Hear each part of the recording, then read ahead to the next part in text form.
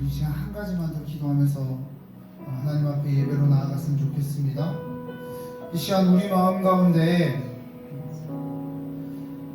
온전히 하나님께 나아가는 그 마음의 문이 또 우리의 시선이 전환되지 못했다면 하나님 이 시간 성령께서 우리의 심령을 사로잡아 주셔서 하나님 우리의 시선이 오직 하나님을 바라보게 하여 주십시오.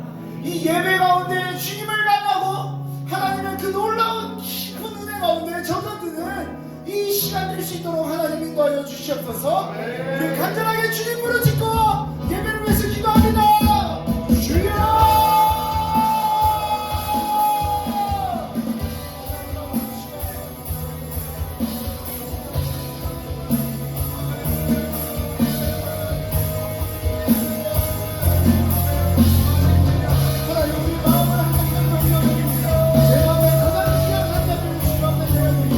하나님 이 시간 가운데 우리의 연약함, 우리의 문제, 우리의 생각, 여러 가지 마음속으로 괴롭히는 것들을 하나님 다 내려놓고 오직 하나님 앞에서 믿음으로 주님을 나아가는 하나님 아버지 오직 하나님을 향한 마음을 주시는 이 시간 될 수 있도록 주님의 주복을 해주시옵소서.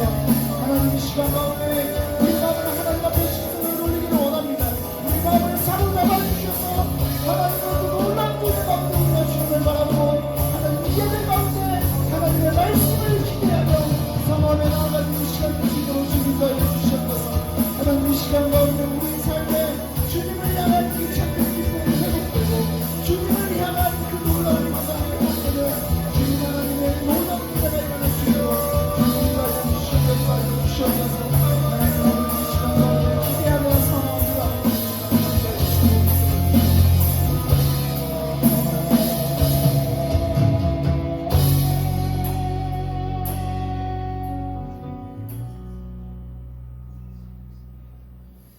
살아계신 하나님, 오늘 이 밤에도 우리가 주님을 기대하며 나아갑니다. 이 자리를 불러주시고 또 오늘 우리에게 주시는 말씀을 통해서 우리가 또 주님을 향한 주님의 계획하신 그 삶을 향해 나아갈 때 우리의 삶이 온전히 하나님께 붙들림 받았다는 사실을 깨닫고 또 하나님의 그 놀라운 계획하심을 경험하는 그 쓰임받고 그 역사하는 그 삶 가운데 나를 불러주시니 감사합니다. 하나님 이 시간 가운데 우리가 다시 한번 말씀으로 깨어지기를 소망합니다. 다시 한번 우리가 그 말씀 가운데 자유해지기를 소망합니다. 하나님 이 시간 가운데 우리를 붙들어 주셔서 이 말씀이 온전히 내 삶의 이정표가 되게 하여 주시옵소서.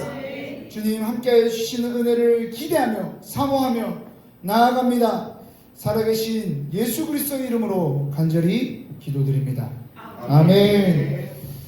네, 감사합니다. 일단 먼저 말씀을 저희 함께 보겠습니다.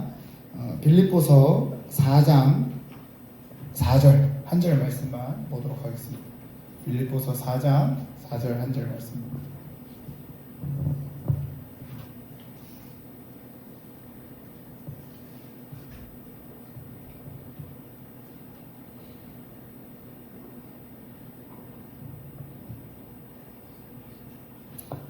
다 찾으셨나요? 예. 네, 다 찾으신 줄 알고 저희 한 목소리로 크게 합독하도록 하겠습니다. 시작. 주 안에서 항상 기뻐하라. 내가 다시 말하노니 기뻐하라. 한 번 더 읽겠습니다. 주 안에서 항상 기뻐하라. 내가 다시 말하노니 기뻐하라. 아멘. 네, 반갑습니다. 반갑습니다. 예.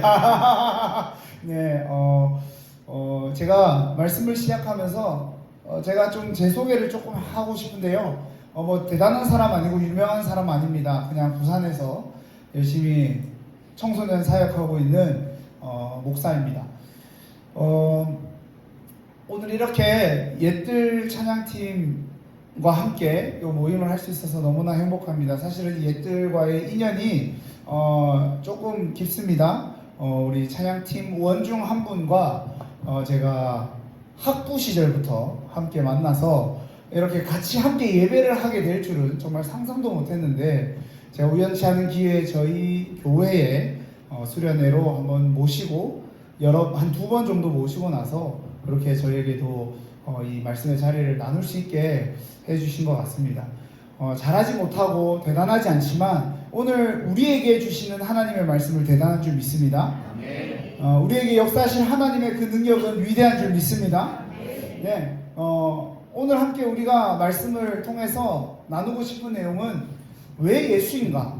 입니다. 너무나도 당연한 질문이지만 너무나도 중요한 질문이죠. 여러분들에게 왜 예수님이 필요하시죠? 질문 한번 드려보겠습니다. 예, 제가 청소년 사역을 지금 교회에 2019년 12월에 갔습니다. 예, 7년 차거든요. 예, 혹시 여러분들 아신지 모르겠는데 사역자가 갖고 있어야 될 필수적 동목이 있습니다. 2가지가 있는데요. 하나는 노안이고요. 하나는 뱃살입니다. 웃어야 되는데 안 웃어주시면 제가 굉장히 민망해지는 놀라운 은혜가 있습니다. 이렇게 보이지만 저는 30대 초반입니다. 네. 이제서야 왜 필수 덕목인지를 이해하시는군요. 네, 제가 33살 94년생이고요. 네. 주님 살아계시죠? 할렐루야. 네. 까먹었습니다. 이렇게 놀랍게 반응하실 줄 몰랐습니다. 네. 왜 예수인가 하는 이 질문을 통해서 이제 질문을 하면 우리 청소년들이 대답을 잘 할까요? 안 할까요? 안 합니다. 네, 안 합니다. 정말 지독하게도 7년 동안 단 한 번도 대답한 걸 들어본 적이 없는데 오늘도 경험하게 해주셔서 감사합니다. 네. 어쨌든 이 질문은 굉장히 중요하죠. 다들 대답은 안 하시고 마음속으로 그렇지 예수님이 왜 중요한지를 다들 알고 계시고 동의하고 계실 줄 믿습니다. 네. 왜 예수인가라는 질문 앞에 우리는 명확하게 대답할 수 있어야 됩니다. 그리고 명확하게 전할 수 있어야 됩니다. 명확하게 선포할 수 있어야 되죠. 그리스도인은 매우 중요한 특징이 한 가지가 있는데 무엇이냐면 전하는 것입니다. 전하는 것은 단순히 말하는 것이 아닙니다. 교회 가자, 복음 들어라, 예수님 날 위해서 죽었다 라고 하는 것에서 끝나는 것이 아니라 이 전한다의 깊은 의미는 무엇이 또 한 가지가 있냐면 살아낸다라는 것이 있습니다. 살아내는 것이죠. 내 안에 예수가 살아있다. 예수의 복음의 능력이 내 안에 살아있다. 그래서 내 삶이 왜 예수인가를 내 삶으로 드러내는 그것이 굉장히 중요하다는 거죠. 그런데 오늘날 시대를 한번 살아보겠습니다. 저는요 20대 지금 사역을 하면서 7년 동안 사역하다 보니까 제가 졸업생들을 한 6년 정도 5년 정도로 올려보냈습니다. 그러다 보니까 목사님께서 긴급한 시기에 저한테 어떤 사명을 맡기셨냐면 네가 졸업시킨 졸업생들 네가 맡아라 이래가지고 또 1청년부를 하고 있고요. 네, 그 중고등부 교사를 오랫동안 청년들이 했기 때문에 너 잘 알고 있지? 그래가지고 또 청년부도 지금 하고 있습니다. 그러니까 지금 고등부, 대학부, 청년부를 제가 지금 하고 있거든요. 네, 대단한 게 아니라 불쌍한 거죠. 촬영을 하고 있네. 큰일 났네. 잘라주십시오. 우리 목사님한테 가면 안 됩니다. 행복합니다, 저. 네. 그러다 보니까 이 20대와 30대 그리고 10대가 가지고 있는 너무나 확연한 특징, 시대적 특징들을 잘 알고 있습니다. 요즘 우리 30대가 갖고 있는 그 시대적 특징이 뭐가 있는지 아십니까? 우리 선생님들이라고 불러야 되나요? 우리 누님들? 우리 형님들? 예. 뭘까요? 특징이 하나 있습니다. 어떤 특징이 있을까요? 혹시 자제분들 중에 20, 30대가 계신가요? 10대가 계시면 대화가 안 돼서 잘 모르시나요? 핵심적인 키워드가 있습니다. 도파민이라고 들어보셨죠? 도파민 중독에 빠져 있습니다. 이 도파민은 무엇이냐면 어떠한 일을 했을 때 쾌감을 느끼고 즐거움을 느끼는 호르몬입니다. 근데 이것이 20, 30대, 특별히 10대부터 시작한 이 모든 세대에게 가장 중요한 호르몬이 되었습니다. 즐겁지 않으면 하지 않습니다. 쾌락적이지 않으면 행하지 않습니다. 그러다 보니까 어떤 일도 발생합니까? 채워지지 않는 그 결핍 때문에 쾌락 때문에 마약에 중독되고 또 성적인 중독에 빠지고 또 술에 중독에 빠지고 어떤 사람들은 정말 스펙 중독에 빠집니다. 저 어떤 사람은 그런 사람도 봤습니다. 워킹 홀리데이를 막 몇 년씩이나 갔다 온 사람들도 있어요. 왜 이런 현상이 발생하는가? 현재 지금 우리가 살아가는 이 세대 속에 가장 중요한 것은 공감이라고 말하지만 문제는 뭐냐? 공감이 없습니다. 결핍합니다. 늘 우리 마음 가운데 비어져 있습니다. 제가 제일 처음에 말씀드렸던 그 질문의 답을 갖고 와서 이 말씀드려볼게요. 왜 예수가 필요하죠? 지금 이 시대는 결핍의 시대이기 때문에 채워지지 않는 시대이기 때문입니다. 충만하지 않습니다. 예수 하나만으로 어떤 무언가 하나만으로 만족하지 못하는 세대가 되어버렸습니다. 왠지 아십니까? 너무 눈에 많은 것들이 좋아 보입니다. 저도 SNS를 합니다. 인스타 하고요. 하다 보면 그 얼마나 많은 챌린지가 있는지 잘 모르겠습니다. 제가 챌린지를 외웠다 그러면 그 챌린지가 끝났대요. 제가 30대 초반이라고 밝혔지 않습니까? 저도 나름 어디 가서 막내거든요. 우리 업계에 가면 죄송합니다. 제 목사 세계 가면 제가 막내입니다. 이제 10년 넘게 사역했는데도 계속 막내입니다. 그런데도 청소년 세대 아이들한테 가면 아저씨입니다. 왜요? 제가 알면 이제 끝났어요. 제가 아는 게 뭐냐면 코르티스 레드 예, 전혀 모르는 눈빛들이시죠? 예, 저 캐치 뭐 이런 거 알거든요. 예, 지나갔대요. 숨 실컷 다 외워놓으면 지나갔답니다. 예, 그러니까 그만큼 빠른 시대 빠른 그 쾌락을 즐기며 살아갑니다. 눈에 보이는 세대 자체가 만족이 없는 세대입니다. 한동안 두천코 미친 듯이 막 따라다녔다가 지금 또 두천코가 없어졌지 않습니까? 또 갑자기 막 유행했다가 갑자기 또 사라졌고요. 지금은 뭐가 유행하지 않아서 너무 감사합니다. 이렇게 자꾸 세대가 흘러가는 가운데 우리에게는 이 질문이 명확한 해답이 돼야 됩니다. 왜 예수인가? 왜 예수인가? 바울은 오늘 말씀 가운데 기뻐하라라고 말합니다. 다시 말하는데 항상 기뻐하라고 얘기합니다. 왜 기뻐하라고 말할까? 왜 어떤 상황에서 기쁠 수 있을까? 우리가 오늘 말씀을 통해서 진짜 행복과 기쁨을 회복하시는 은혜가 있기를 간절히 소망합니다. 바울의 이 상황을 잠시 한번 나누겠습니다. 빌립보서는요, 옥중서신입니다. 옥중서신은 뭐냐면 감옥 안에 있을 때 보냈던 편지라는 뜻입니다. 그러면 우리 상식적으로 질문 한 가지 드려보겠습니다. 바울이 감옥 안에 있습니다. 지금 상황이 좋습니까? 안 좋습니까? 감사합니다. 대답해 주셔서. 우리 애들 대답 안 하거든요. 그래서 한 번씩 제가 퀴즈를 합니다. 1번 좋다, 2번 안 좋다, 3번 내가 뭐라 해도 끝까지 안 된다, 뭐 이런 거 이제 하거든요. 감사합니다. 안 좋죠.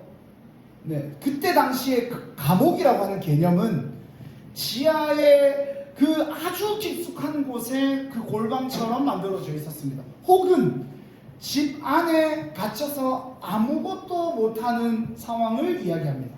제가 코로나가 걸리고 나서 집에 혼자 살았을 때, 지금은 물론 감사하게도 결혼을 했습니다만 그때 당시 혼자 살았을 때 코로나에 걸렸었습니다. 근데 집에 걸리니까 나가고 싶어 죽겠는 거예요. 나가지 말라니까 더 나가고 싶더라고요. 그런데 그때 일주일을 버틸 수 있었던 이유가 뭔지 아십니까? 로켓 배송. 얼마나 행복합니까? 배달하면 다 오고. 제가 그때 너무 잘 먹어가지고 휴유증이 없었습니다. 계속 주문하니까 저만 주문하는 게 아니고 어머니도 보내주시죠, 아버지도 보내주시죠, 막 난리가 났습니다. 집에 막 먹을 게 넘쳐나가지고. 근데 그때 당시를 한번 생각해 보십시오. 바울이 살았던 그 시대의 옥이라고 하면 로켓 배송도 없고 또 물건 하나를 보내주려면 며칠씩 걸리고 또 특별히 감옥 안에 들어가 있을 때는 아무것도 없으면 지금은 콩밥이라도 주고 뭐 이렇게 일이라도 하고 교화할 수 있도록 갱생할 수 있도록 막 나라에서 돕잖아요. 그때 당시에 그런 문화 제도가 자체가 없었습니다.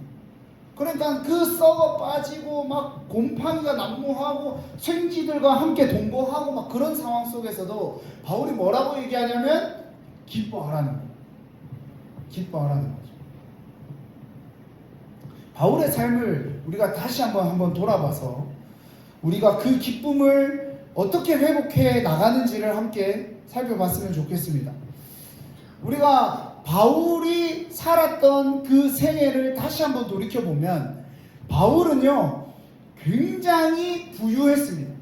외적으로도 부유하고 또 스펙적으로도 부유하고 굉장히 모자랄 것 없던 인물이었죠.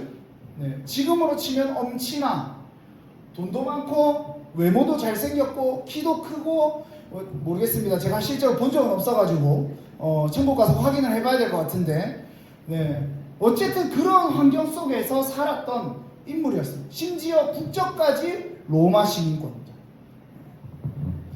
그런 상황 속에서 바울은 뭘 열심히 하면서 살았습니까? 뭘 열심히 했죠? 사울이었던 시절에 예수 믿던 사람들을 때려잡았습니다. 핍박하면서 살았습니다. 여러분 바울의 첫 등장신이 어딘지 아십니까? 사도행전에 스데반 집사가 죽던 그 현장에서 처음으로 등장합니다. 그 현장에 스데반의 옷이 날려져 있고 그 옷을 앞에 서 있던 사람이 바로 사울이었습니다. 예수 믿던 사람을 죽임 당하던 그 현장에서 사울은 첫 등장을 시작했고 그 이후에 사울이 등장하던 모습은 무엇이었냐면 계속해서 예수 믿는 사람들을 핍박하던 장면들밖에 없었습니다. 그 핍박하던 장면들 속에서도 바울이 생각했던 열심은 뭐였냐면 내가 예수 믿는 사람들을 많이 잡으면 많이 잡을수록 하나님 잘 믿는 거야 라고 생각했던 겁니다. 지금 현대시대에 적용을 한번 해볼게요. 우리가 살아가는 지금의 이 시대 가운데 이것저것 되게 많이 하시잖아요. 신앙생활 하시면서. 저도 지금 열심히 사역을 하고 있습니다. 그러다 보니까 하나님 은혜 주셔가지고 청소년들 관련된 사역의 영역을 확장시켜 주셨어요. 확장시켜 주셔서 뭘 하고 있었냐면 부산에 보면 학교 기도 불시 운동이라는 것이 있습니다. 대구에도 있죠. 학교 기도 불시 운동 들어보셨죠? 네, 부산에서 제가 되게 열심히 하고 있습니다. 학교에서 기도하는 운동, 또 아이들을 모아서 신앙의 광장을 만들어서 예배하고 집회하고 도전하고 그런 사역들을 계속 하는 가운데 제가 어느 순간에 딱 하나님 앞에 회개하던 시점이 있었습니다. 그게 무엇이냐면 이거 나 왜 하지라는 생각이 들기 시작했던 거예요. 진짜 열심히 했거든요. 저희 정말 열심히 했습니다. 뛰어다녔습니다. 그 인연으로 제가 부산에서 지난해 겨울에 백스코에서 했던 청소년 월드캠프라는 수련회가 있었습니다. 백스코를 빌렸습니다. 8,000명이 그 안에 들어가가지고 제가 열심히 무대 앞에서 찬양팀 올리고 강사님도 올리고 막 이런 일들을 했었습니다. 그런 거 할 때마다 정말 은혜가 넘쳐야 되잖아요. 앞에서 청소년들 8,000명이 아멘 하고 막 뛰어다니면 진짜 가슴 뜨겁거든요. 근데 제 마음 가운데 이거 나 왜 하지라는 생각이 딱 드는 겁니다. 그러면서 하나님 앞에 기도한 거죠. 하나님 제가 왜 했을까요? 바울과 같은 마음으로 제가 깨닫기 시작한 겁니다. 내 열심이었구나. 내가 기쁘지 않았던 거예요. 끝나고 집에 들어가니까 3일 동안 제가 걸음수가 측정이 되거든요. 요즘 시대가 좋잖아요. 걸음수 측정을 하니까 3일 동안 제가 10만 보를 걸었습니다.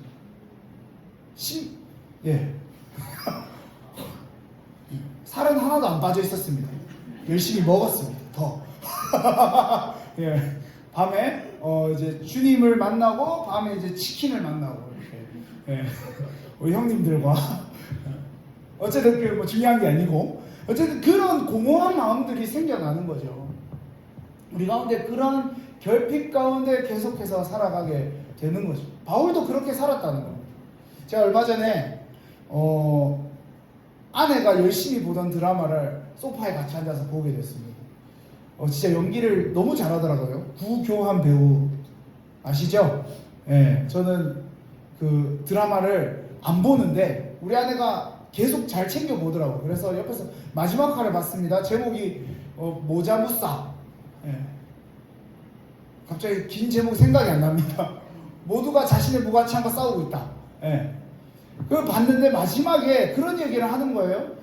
이 주인공이 계속해서 드라마가 끝나는 그 시점까지 정말 되지 않는 영화를 만들기 위해서 노력하고 애쓰고 싸우더라는 거예요. 자신은 소신 있고 생각이 있고 열심히 있고 확신이 있습니다. 그런데 주변에서 그를 바라보면서 뭐라고 얘기하냐면 루저다.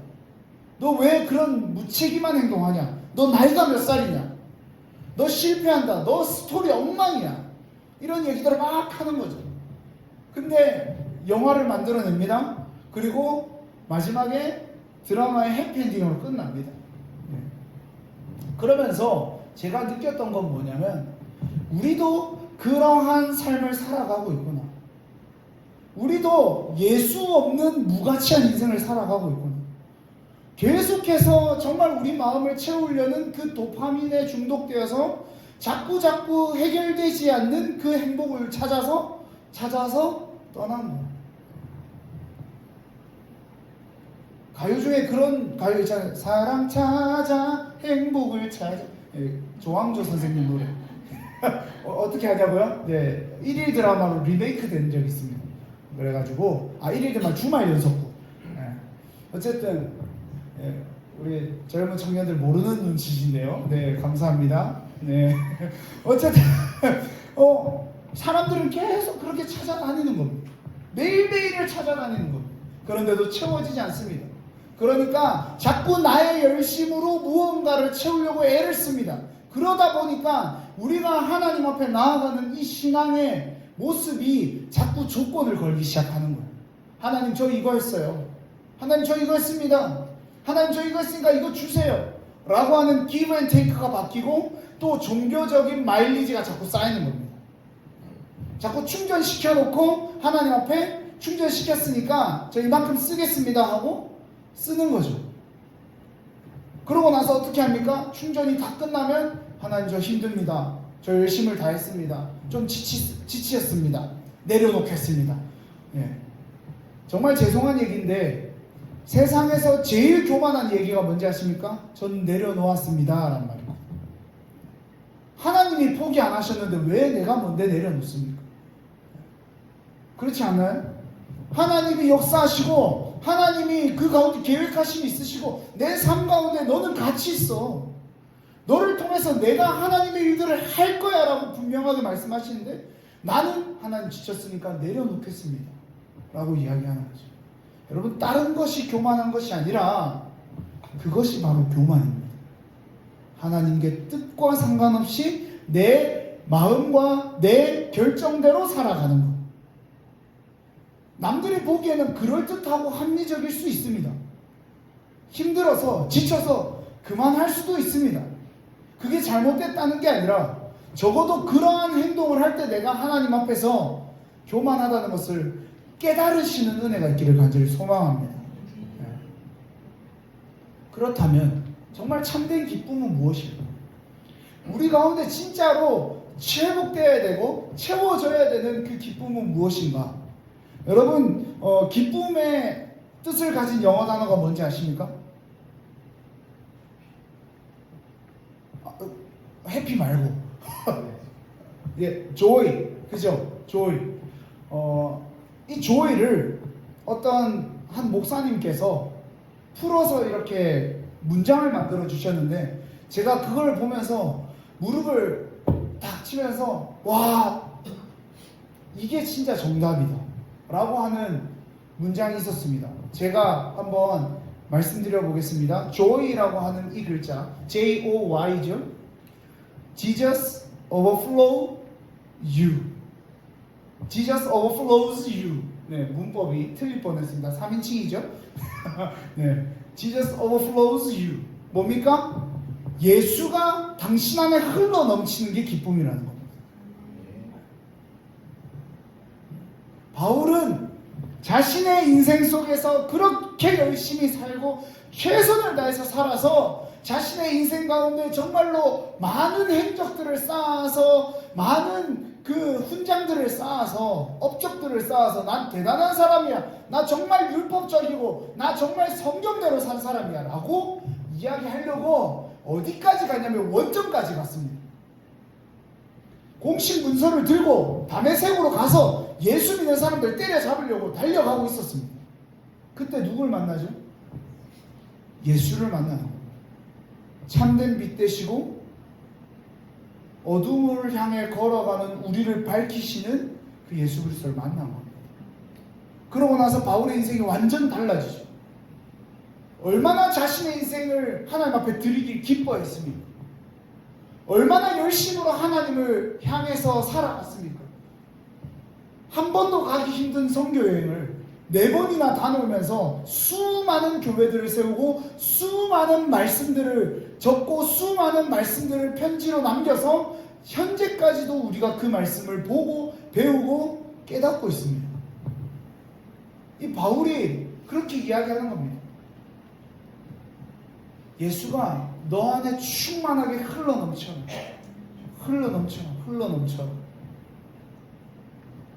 여러분, 우리가 살아가는 이 지금의 시대는 우리가 보이는 것이 전부가 아닙니다. 제가 우물한 개구리라는 말을 정말로 마음에 많이 새깁니다. 이 말은 무슨 말입니까? 내가 보고 있는 이 우물의 하늘이 전부라고 생각하는 거죠. 그런데 우물 밖으로 나가보면 내가 보지 못하는 엄청 넓은 세상이 있습니다. 그렇지 않습니까? 사람은 그렇게 어리석습니다. 자기가 보고 있는 것이 전부라고 생각합니다. 내가 믿고 있는 하나님이 전부라고 생각하고요. 내가 경험한 하나님이 전부라고 생각합니다. 그러니까 그 하나님으로 자꾸 자신의 열심을 만들어냅니다. 구조화시킵니다. 제가 작년에 좋은 기회가 돼서 미국 LA를 다녀왔는데요. 물론 놀러 간 겁니다. 주님 은혜로 집회를 가야 되는데 놀러 갔다 왔습니다. 아내와 놀러 갔다 왔는데 정말 많이 느꼈습니다. 너무 많은 걸 봤습니다. 내가 진짜 우물한 개구리였구나. 그런데 제가 보면서 내 자신이 진짜 어리석다고 느꼈던 건 무엇이냐면, 그걸 보면서 내가 이곳에 와서 그 넓은 하나님을, 또 이 세상을 만드시고 이 법칙 가운데 살아가게 하신 하나님을 더 연구하고 고민하고 살아야 되겠다가 아니라, 난 LA를 갔다 왔어 라고 하는 우월감에 살아가는 겁니다. 얼마나 많은 사람들이 LA를 갔다 왔겠습니까? 죄송합니다. 혹시 안 간 분들, 제가 뭐 이렇게 하는 거 아닙니다. 저 말고도 얼마나 많은 사람들이 그 미국 갔다 오고 미국에서 공부도 하고 다녀왔겠습니까? 그런데 우리는 자꾸 우리가 본 것만 가지고 남들보다 대단하다고 말하고 우월하다고 말하고 채워지지 않는 그 가치와 결핍 가운데 자신을 만족하면서 살아가고, 그 열심 가운데 내가 바라보고 느끼는 그것만으로 어떻게 하죠? 다라고 이야기합니다.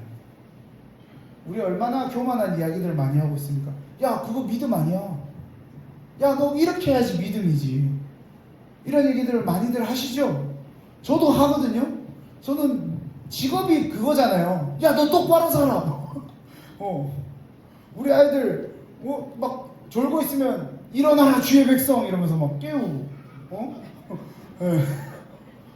막 너 지금 공부해라. 너 지금 지도 공부 안 했으면서 저 말한 겁니다.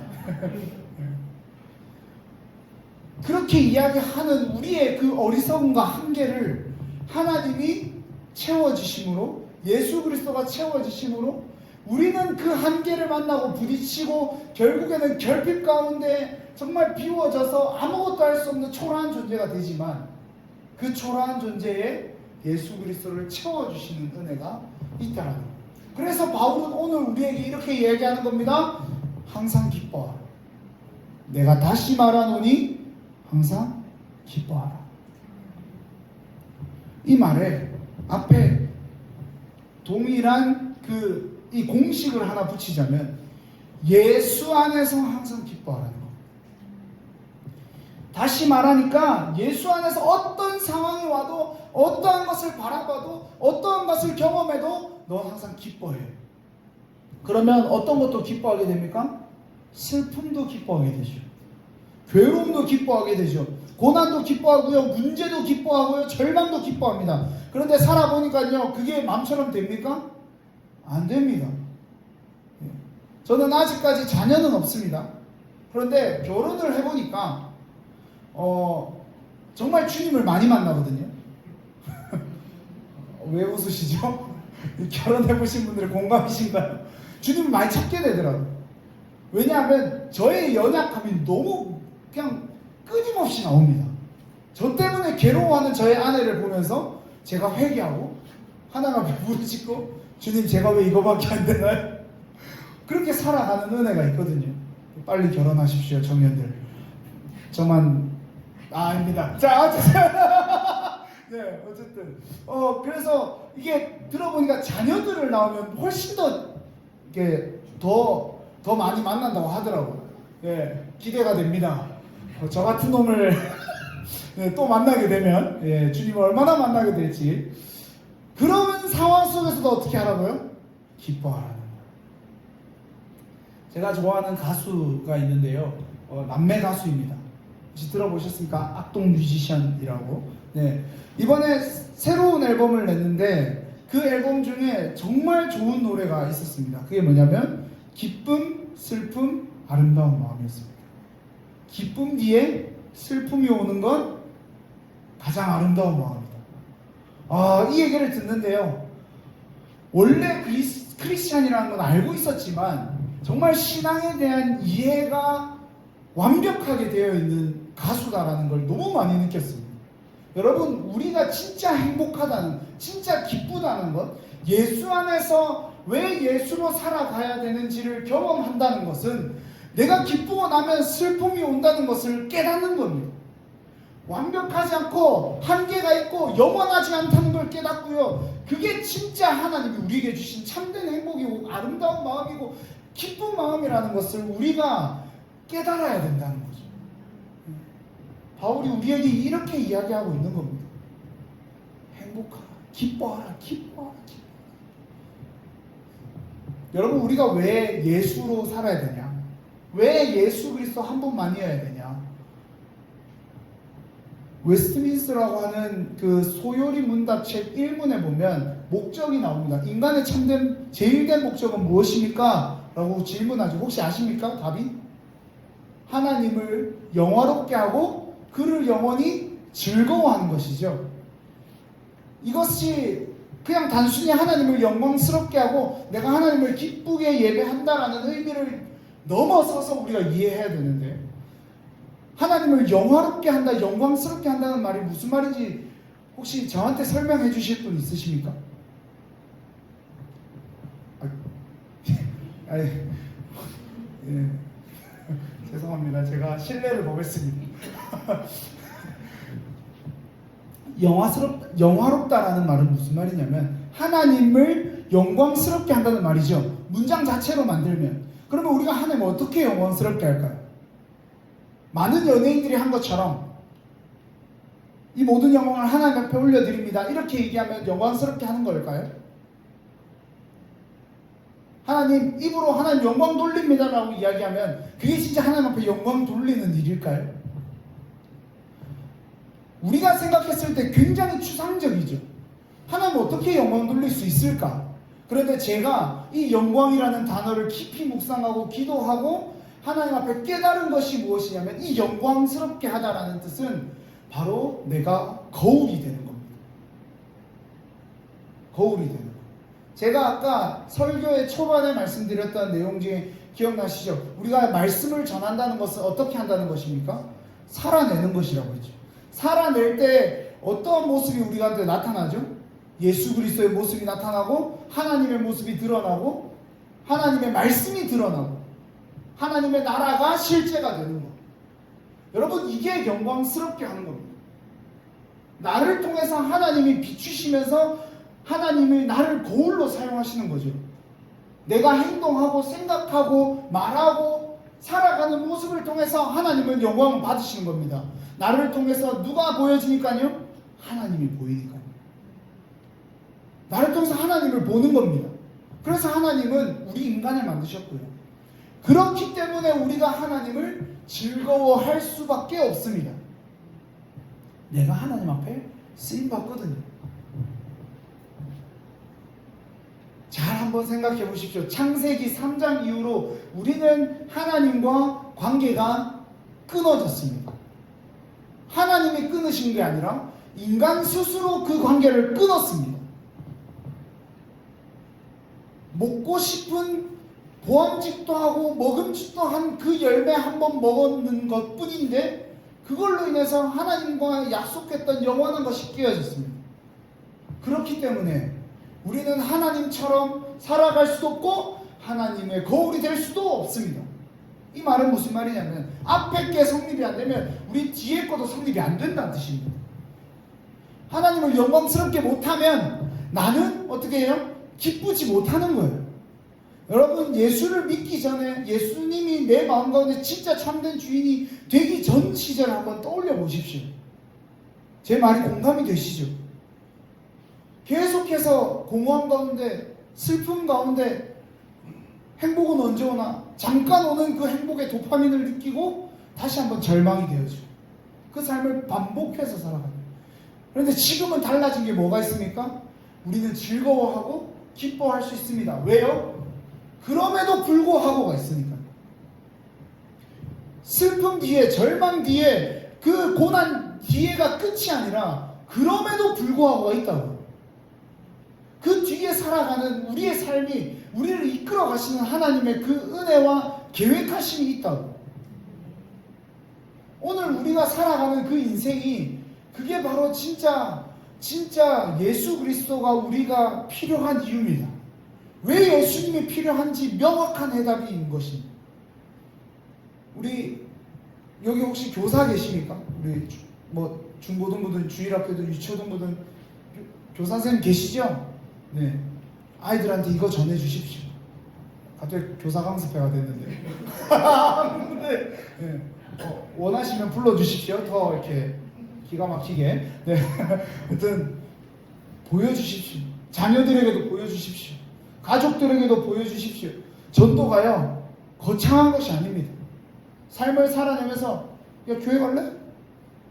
뭐 이게 전도입니다. 가만히 있어도 야 네 모습 보니까 내가 교회 한번 가보고 싶다. 이게 전도인 거예요.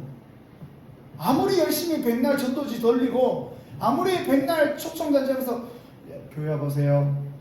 예수 믿으면 행복해요. 예수 믿으면 천국 가요. 이 얘기보다 내가 천국을 살아내는 모습 하나만으로 끝나는 겁니다. 여러분, 그게 진짜 참된 기쁨이 나타나는 겁니다. 마지막으로 제 얘기하고 우리 같이 찬양하고 기도할 건데요. 제가요 7년 전에 교회를 왔을 때 많은 사람들이 이야기했던 공통적인 얘기가 하나가 있었습니다. 제가 지금 제 인상을 보시면 어떤 느낌이 드십니까? 그 원래 알고 있는 내용입니다. 네, 제가 결혼한 이유가 다른 게 아니라 잘생겨서 결혼했습니다. 제 안에 얘기는 뭐 없으니까 알아서 하는 걸 하고. 제가 처음에 들었던 사역을 할 때 들었던 그 공통적인 이야기가 뭐냐면 눈빛이 매섭다였습니다. 불안했대요. 지금 보시면 무섭습니까 제가? 저 세상 멍청해 보이지 않습니까? 이렇게 막 동네 바보 같고. 그때는 저한테 뭐라고 얘기했냐면 눈썹이 저랑 같이 공부했던 동기 전도사님께서 하시던 얘기인데 눈썹이 11시 5분이었대요. 항상 이렇게 올라가 있었대요.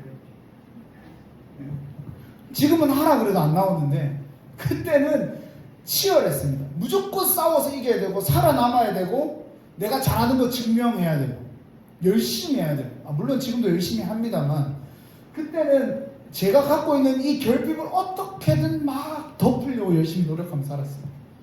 근데 제가 어느 순간 시점에 하나님 앞에 정말 제가 갖고 있는 거 아무것도 못하고 가로막히는 순간이 있었습니다. 바로 코로나였습니다.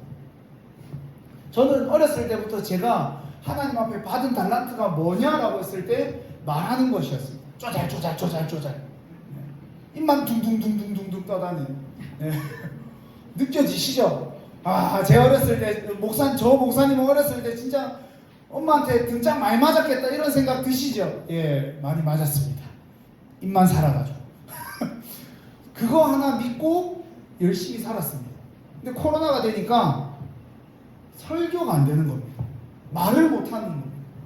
뭐 어버버하고 내가 무슨 말 하는지 모르고 막 이제 안 됐다. 하나님 앞에 고백하면서 저 이제 그만하겠습니다. 하나님. 저 진짜 사역 때려치겠습니다. 제 마음속에 품은 사직서 결제해 주십시오. 그렇게 하나님 앞에 기도했거든요. 하나님 어떻게 하셨을까요? 꼭 그런 기도는 절대로 안 들어주시더라고요. 목사가 됐습니다. 더 많은 긴 이야기가 있지만 시간 관계상 제가 진짜 그 기간을 겪으면서 제가 유튜브 시켜버렸네. 네, 그 기간을 겪으면서 하나님 앞에 깨달았던 것이 무엇이냐면 내가 갖고 있는 것도 하나님 것이다. 아멘. 내가 갖고 있는 결핍도 하나님이 채워주신다. 하나님이 채워주셔야 진짜 기쁨이 내 안에 흘러나오는 거다. 예수 그리스도밖에 정답이 없다. 어떤 것을 가지고 열심히 해도 예수님이 아니면 안 되더라고요. 그 십자가가 아니면 안 되더라고요. 그래서 저한테 얼마 전에 정말 좋아하는, 정말 사역 현장에서 열심히 하시는 형님 한 분이 이렇게 저한테 묻는 것입니다. 너는 진짜로 예수의 능력으로 살아가고 있냐? 하나님의 나라가 네 마음 가운데 있다는데 너 진짜로 하나님의 나라의 실제를 경험하고 살아가고 있냐?